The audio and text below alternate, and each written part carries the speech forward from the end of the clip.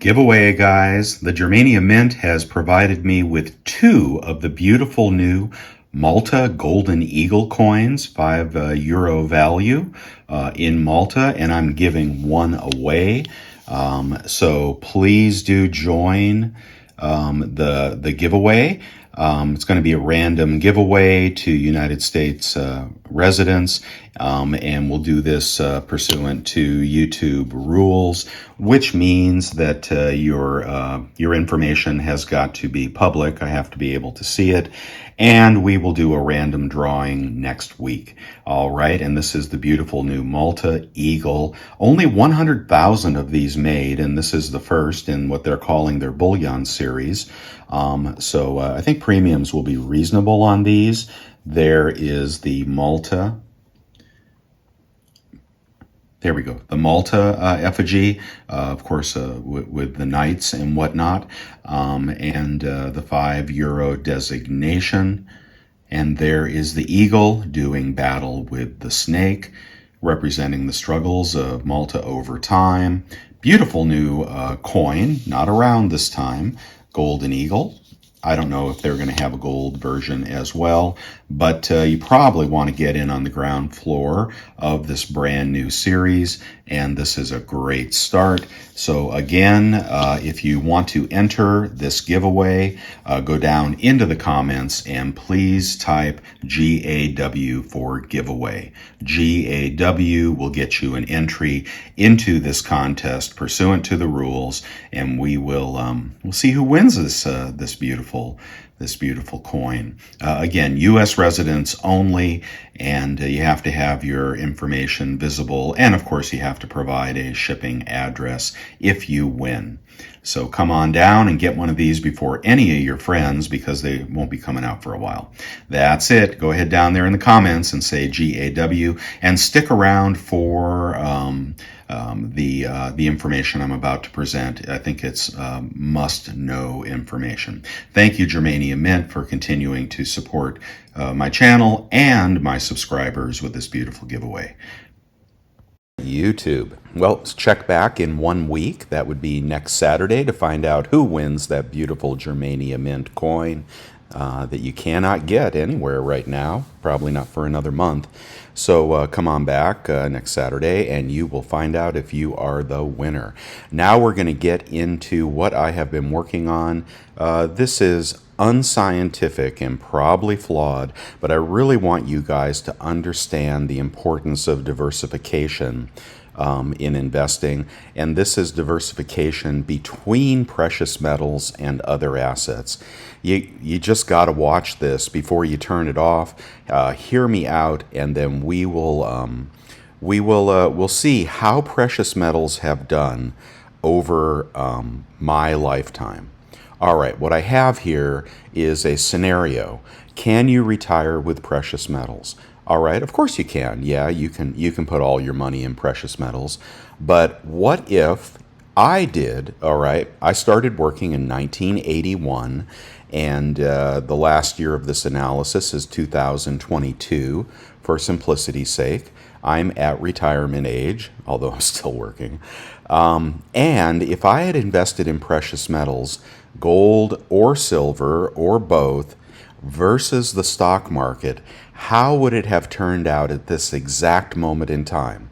All right, and for those of you that know that precious metals are an insurance policy more than anything else, you don't really need to watch this. But for those of you that have gone all in with every penny, you really do need to see this and find out why financial advisors do not recommend putting all your money in silver and gold.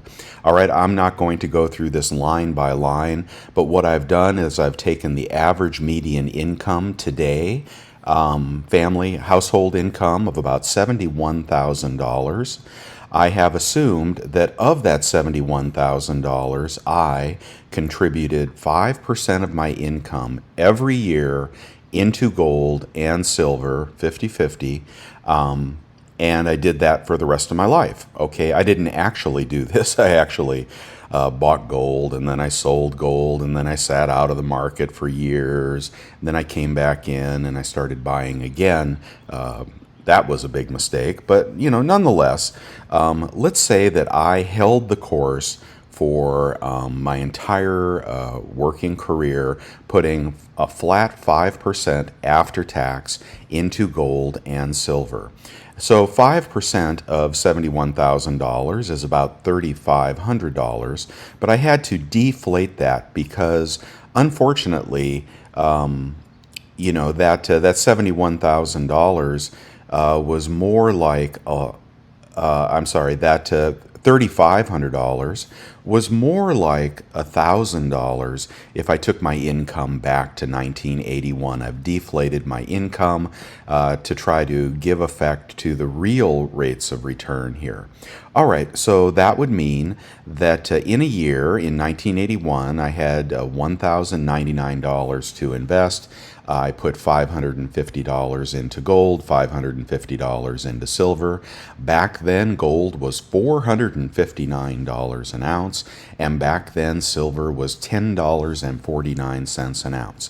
I then did that every year for the rest of my career, and I allowed CPI to inflate up as I did that because my income would have inflated up as well. This is a fictitious income, but it might represent many households in America. And therefore, I put more dollars into gold and silver, but then the price of gold and silver changed as well. And over the years, I bought 1 ounce of gold, 1 ounce, 1.5 ounce, then 2 ounces of gold, 2.5 ounces of gold, 3 ounces of gold, 4 ounces of gold. You can see as the gold price fluctuates dramatically, from the 400s back down to the 200s, I'm buying more gold here. Then moving over to silver, you can see silver back in 1981 was $10 an ounce, and then it fluctuated between 7, 11, 5, 4, 4. It was going down for quite a period of time. In 1981, I would have purchased 52 ounces of silver, and then 74 the next year, 106 about 5 years later, and then up to 200 ounces, and then silver started catching a bid, and that dropped to 94 ounces. This is the proverbial dollar cost averaging at spot of gold and silver from your income. So, do you want to know the results? Well, we really have to talk about the results. Again, if you're trying to identify how much of your income to put into metals. All right, so let's go to the end here. And what we have done over time is we have put $148,000 nominal value of our income into gold and silver 50-50. What has gold done? Well, we've accumulated 81 ounces of gold. The current market value, 1948, gives us $158,000 in today's purchasing power at today's spot price, premiums ignored, of gold. We did the same thing with silver. We bought 5,295 ounces of silver. The price today is $23.58, and silver is worth $124,857. Total combined, we have a purchasing power in metals of $282,000, which is roughly double the nominal value of the money we put into it. And you see how we're fighting inflation here. So that's very crucial to understand that our dollar is depreciating. Our dollar depreciated, as you saw, 70% over my working career. So you definitely want hard assets. Well, in the alternative, and here is the big reveal, if you had put the same amount of money into the S&P 500 at the closing price on each of those years, you would currently have 132 shares of the S&P 500. The current S&P is at 4282, and you can argue that all these numbers will be shifting. Gold, silver, and certainly the S&P will be shifting up and down, and it could change the results of this analysis. But by putting your money into the S&P 500, you have doubled the returns the after inflation returns of precious metals over my working career. But wait, there's more. So let's be fair here to silver and gold. Now, of the 566,000 in value that you have presently, just one second. I want to check what I calculated. I want to give you the facts here. And what is the this is the actual. So this is based on the actual S&P 500 returns as I dollar cost averaged into that market. And people will say the return on the S&P 500 over time is 10%. I might argue it could be lower going forward, but over my working career, ups and downs and all things considered, never selling a share, only buying, the S&P returned 566. It became 566,000 over 157,000 invested, and you can do the math on that over 80 to over 45 years. It doesn't look like a 10% compounded return to me, and that is probably because I have seen, well, I don't even want to speculate, but there is no doubting that the S&P returns exceeded the returns of silver and gold at spot. Now, you do have to pay tax on that, so you might say that might be worth quite a bit less after you pay tax. Do you have to pay tax on silver and gold capital gains? Absolutely, you are supposed to. Does anybody know when you sell modest amounts of silver and gold? No, nobody really knows. So you decide that. If that brings that equation closer to 282 to 453. Sorry, the cat's playing with a golf ball on the floor here. Cool. But you can see why you have to also be in the stock market. I wouldn't be in the stock market today, but after things normalize, you can see over a career, you got to put some money in stocks. You probably have to put most of your money in stocks. That's why a lot of people don't recommend more than 15% of your money in gold and silver. And you can see gold has been more stable and appreciated more regularly over time, and silver is more volatile. But these numbers can change radically, and if gold goes to 2100, silver may hit 30. And what would happen if silver hit 30? There we go. That would change that dynamic quite a bit, wouldn't it? So silver is very reactive to price changes. Let me undo this. So keep that in mind. Don't cast this in your mind permanently as gold beats silver. That's not always true for all periods of time. It just has been over my working career. All right, now what else is true of gold and silver? Unlike the S&P 500 buy and hold strategy, you can decide what to buy. Very important here. You can decide when to trade the ratio.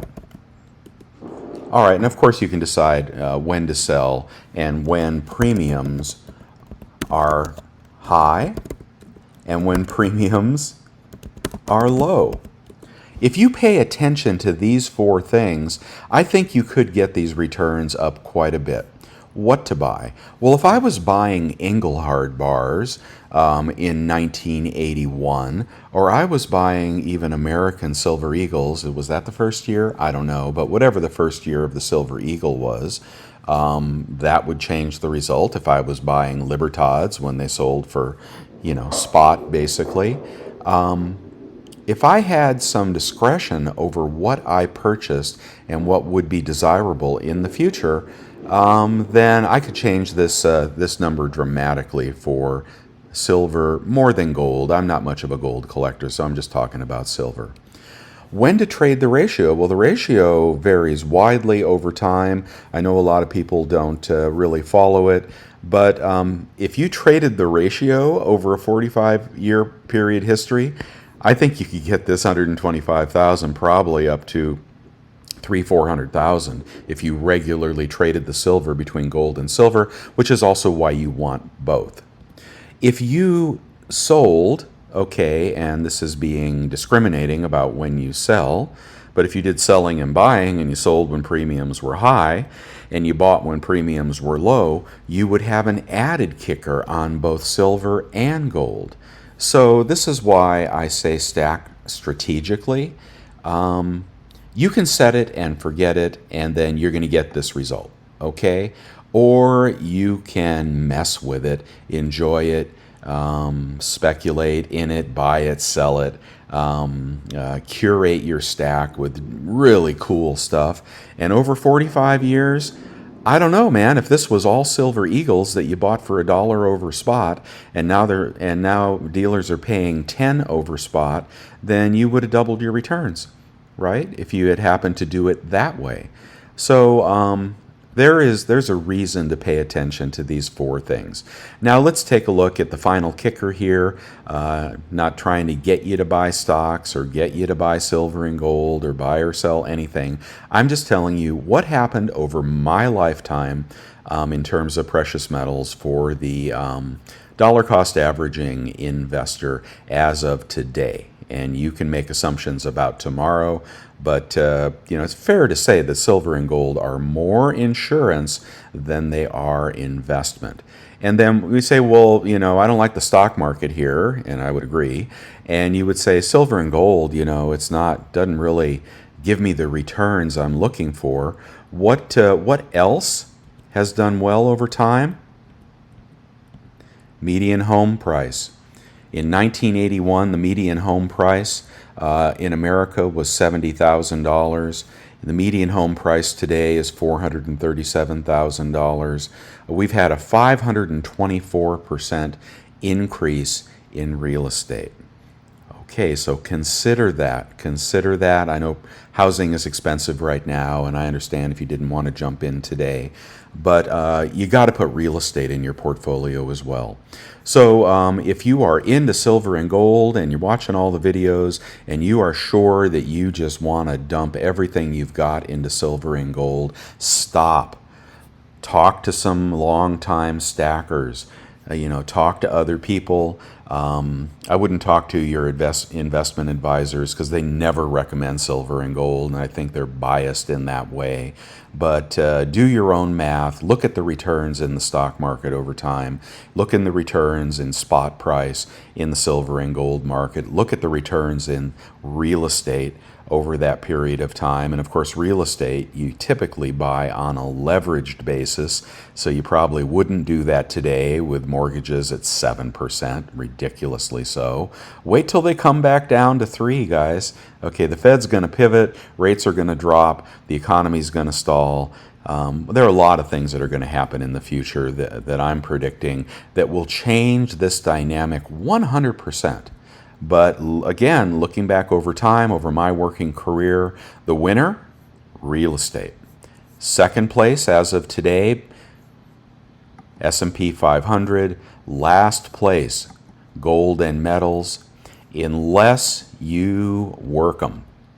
And I certainly do. I know a lot of people who do. So take all of that into consideration when you make your next move. All right. I hope to see you guys here next week. We will announce the winner of that beautiful Germania coin. And I am over and out. If you like this, please give me a like and a sub. Not getting that many views lately. Thank you, guys. Bye.